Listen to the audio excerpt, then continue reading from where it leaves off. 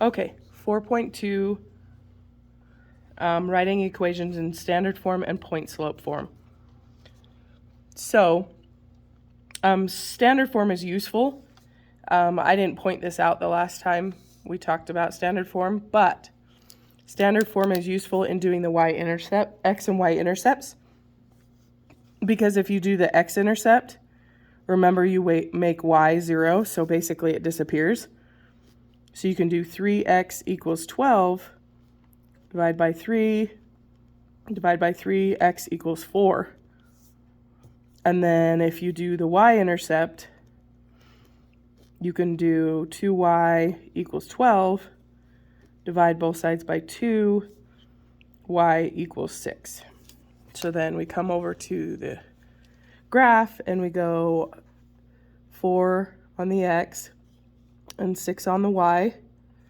And then my very high-tech ruler, you connect them.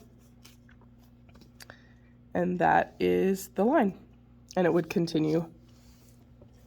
Okay, so then point slope can also be useful when you know slope and 1 point. We also did that with slope intercept form as well. So the equation is y minus y1, and all that means is, because if you had y minus y, it would be 0, right? So this y1 and this x1 are this point. Okay? So then we go ahead and we say y minus, well, this is negative 2, equals, and the m is 1/4, x minus this x.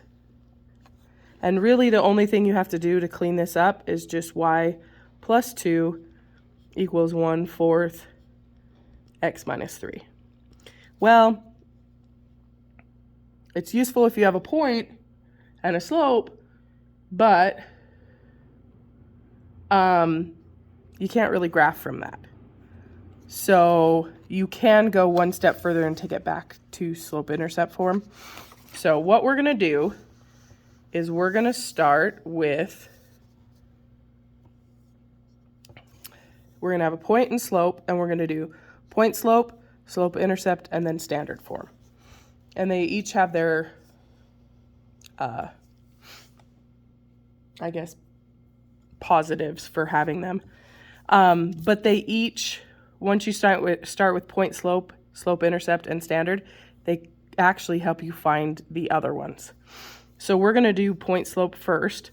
So remember, it's this formula. Okay. So we're going to do y minus, and then the y is 1, equals m, which is negative 2/3, x minus 5. And because there aren't any double negatives or anything, so this is done. Point slope form. So that one's done. Now we're going to do slope intercept. So we can actually use what we already have to get slope intercept. In the previous sections, we used it to solve for b, and then we could do it, which is completely acceptable. You can do it that way, or you can choose to use this way. So what we need to do is actually distribute this. So negative 2/3 times x is negative 2/3 x. And then if you treat this like 5/1, so 2 times 5, and there are 2 negatives, so it becomes a positive. So then we have 10/3, and that equals y minus 1. Excuse me. So we need to bring this over. So we're going to add 1. We're going to add 1. And if you do this in your calculator, it'll tell you. But 1 can also be looked at as 3/3. Okay? So if I go 10, 11, 12, 13. So I have y equals negative 2/3 x plus 13/3. That is slope intercept.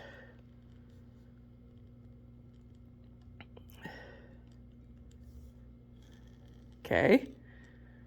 This also could be considered not terribly useful because I don't know many people that know what that is to be able to graph it. But if you turned it into standard form, then you could solve for the intercepts and graph it that way. So we're going to come up here and we're going to go y equals negative 2/3 x plus 13/3. So all I did was just rewrite that up here. Okay, so the trick to getting rid of these, because they're the same number, is to multiply the entire thing by 3. So now we have 3y equals negative 2x plus 13. So now we're not dealing with any more fractions, so we like that. So now we need to bring this to the front, because remember it's ax plus by equals c. So we need to bring that to the front, so plus 2x. So we have 2x plus 3y equals 13. Now that is in standard form.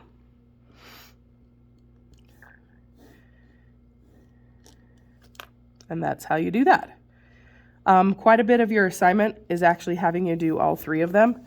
So it's a good idea, my apologies, you couldn't see that, is to know how to do that. So we're going to try again.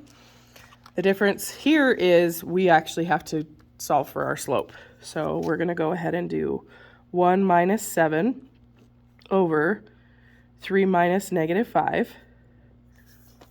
So then we have negative 6 over, and that becomes a plus, 8. So we have negative 3/4. So now we have our slope. And truly you can pick whichever point. It will make a difference for the point slope, but both of them are completely acceptable. I'm going to choose to do this one. I like to deal with not negative numbers, so positive numbers. So we're going to go ahead and do y minus, okay, so y minus, the y here is 1, equals negative 3/4 x minus 3. So there we go, point slope, done. Okay, so then we're going to go slope intercept, so we need to distribute. So negative 3/4 x, and again that can be looked at as 3/1. So 3 times 3 is 9, and again they're both negative, so we need to make it positive. So 3 times 3 is 9, 4 times 1 is 4, so it's 9/4. We bring that down. So then we need to add 1 and add 1. Again, we can think of it as 4/4. So 9 plus 4 is 13/4 plus, I'm just writing this backwards, equals y. So then there's our slope intercept form. So now we're going to do the standard. So I'm going to bring that up here again. So y equals negative 3/4 x plus 13/4. And if you remember from the last one, we looked at these and saw that they were both the same. So if we multiply the outside by it, we'll get rid of those fractions. So 4y equals negative 3x plus 13. And standard, remember, is ax plus by equals c. So we need to bring this to the front. So then we have 3x plus 4y equals 13. And that is our standard form.